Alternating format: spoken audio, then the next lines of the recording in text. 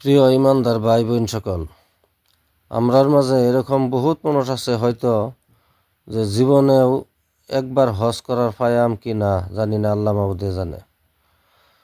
এরকম বহুত মানুষ আছে যে জীবনে একটা কোরআন খতম যে দিব হয়তো এরকমও লেখাপড়া নাই, এরকমও বহুত মানুষ বাহির হইব।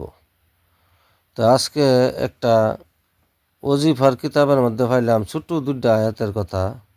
এই ছোট্ট দুইটা আয়াতের অত ফজিলত, অত বরকত আল্লাহ তাবারক তাআলা দিয়েছেন, আমরা শুনলে সবাই অবাক হয়ে যাব।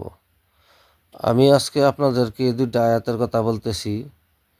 কোনো ব্যক্তি যদি মাত্র একবার এই দুইটা আয়াত পড়ে তাহলে 1,00,000 বার হজ করার সওয়াব আল্লাহ তাআলা ওই ব্যক্তির আমলনামায় দিব।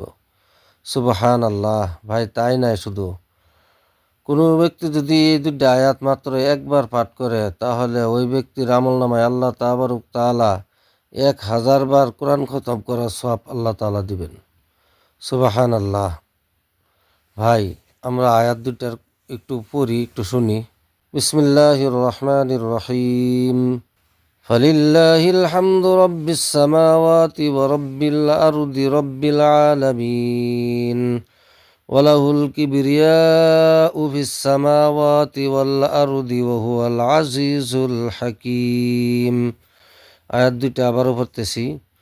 ফালিল্লাহিল হামদু রাব্বিস সামাওয়াতি ওয়া রাব্বিল আরদি রাব্বিল আলামিন ওয়া লাহুল কিবরিয়াউ ফিস সামাওয়াতি ওয়াল আরদি ওয়া হুয়াল আজিজুল হাকীম। আমরা যদি এই দুইটা আয়াত মাত্র একবার পাঠ করি তাহলে 1,00,000 বার হজ করার সওয়াব এবং 1,000 কোরআন খতমের সওয়াব আল্লাহ তাবারক তাআলা ওই ব্যক্তির আমলনামায় দিবেন। সুবহানাল্লাহ, সুবহানাল্লাহ।